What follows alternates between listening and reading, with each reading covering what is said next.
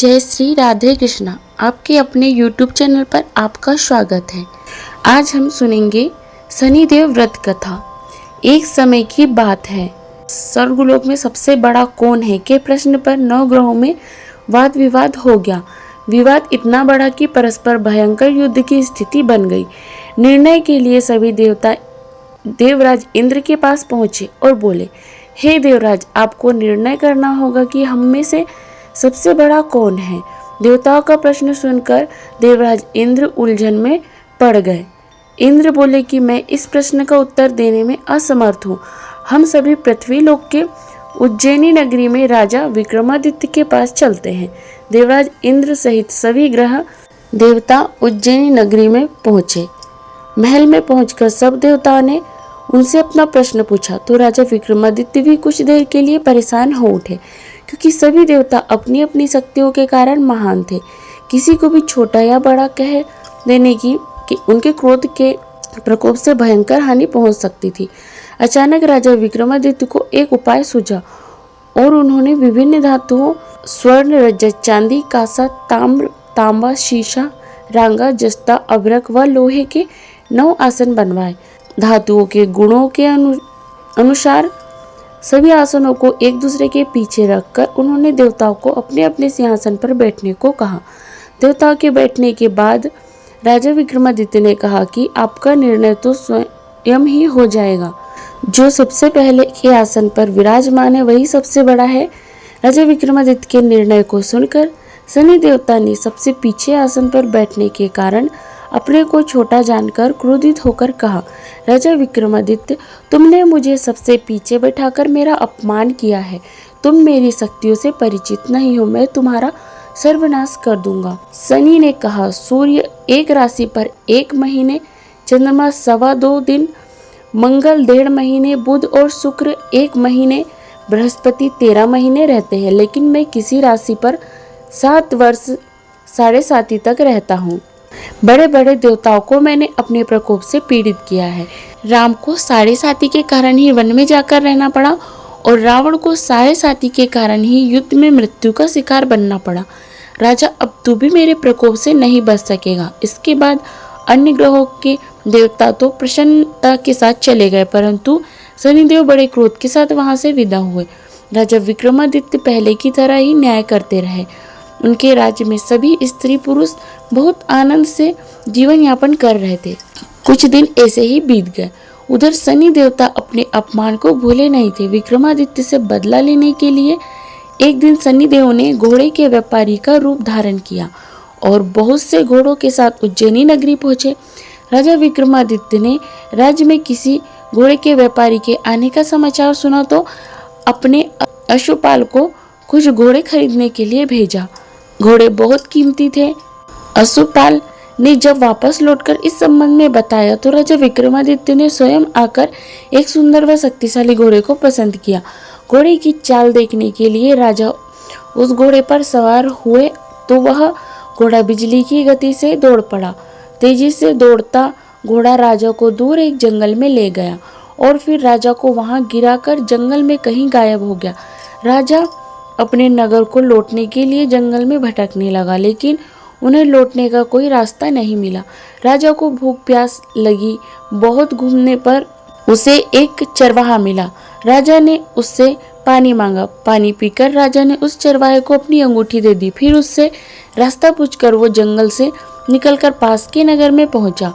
राजा ने एक सेठ की दुकान पर बैठकर कुछ देर आराम किया। उस सेठ ने राजा से बातचीत की तो राजा ने उसे बताया कि मैं उज्जैनी नगरी से आया हूँ।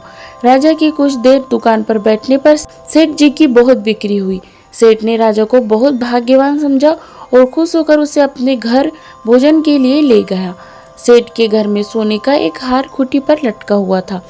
राजा को उस कमरे में छोड़कर सेठ कुछ देर के लिए बाहर गया।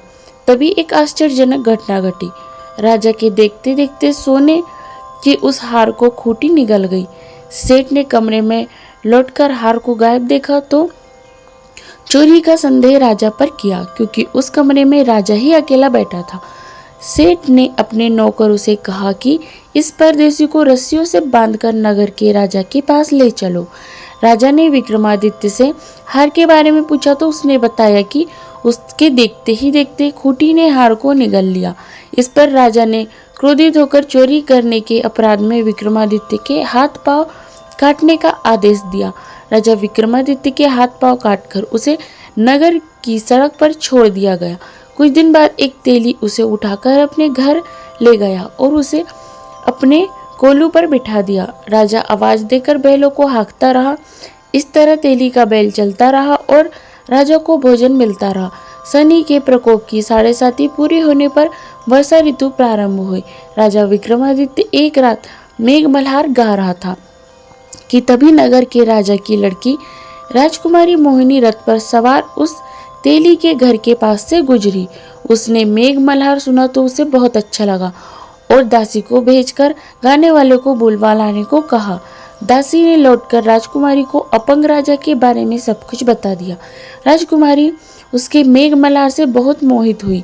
उसने सब कुछ जानकर भी अपंग राजा से विवाह करने का निश्चय कर लिया। राजकुमारी ने अपने माता पिता से जब यह बात कही तो वे हैरान रह गए। रानी ने मोहिनी को समझाया, बेटी तेरे भाग्य में तो किसी राजा की रानी होना लिखा है, फिर तो उस अपंग से विवाह करके अपने पांव पर कुल्हाड़ी क्यों मार रही है। राजकुमारी ने अपनी जिद नहीं छोड़ी। अपनी जिद पूरी कराने के लिए उसने भोजन करना छोड़ दिया और प्राण त्याग देने का निश्चय कर लिया। आखिर राजा रानी को विवश होकर अपंग विक्रमादित्य के साथ राजकुमारी का विवाह करना पड़ा। विवाह के बाद राजा विक्रमादित्य और राजकुमारी तेली के घर में रहने लगे। उस रात स्वप्न में शनिदेव ने राजा से कहा, राजा तुमने मेरा प्रकोप देख लिया, मैंने तुम्हें अपने अपमान का दंड दिया है। राजा ने शनिदेव से क्षमा करने को कहा और प्रार्थना की, हे शनिदेव आपने जितना दुख मुझे दिया है अन्य किसी को ना देना। शनिदेव ने कुछ सोचकर कहा, राजा मैं तुम्हारी प्रार्थना स्वीकार करता हूँ। जो कोई स्त्री पुरुष मेरी पूजा करेगा, शनिवार को व्रत करके मेरी व्रत कथा सुनेगा, उस पर मेरी अनुकंपा बनी रहेगी। प्रातःकाल राजा विक्रमादित्य की नींद खुली तो अपने हाथ पांव देखकर राजा को बहुत खुशी हुई। उसने मन ही मन शनिदेव को प्रणाम किया। राजकुमारी भी राजा के हाथ पांव सही सलामत देखकर आश्चर्य में डूब गई। तब राजा विक्रमादित्य ने अपना परिचय देते हुए शनिदेव के प्रकोप की सारी कहानी सुनाई।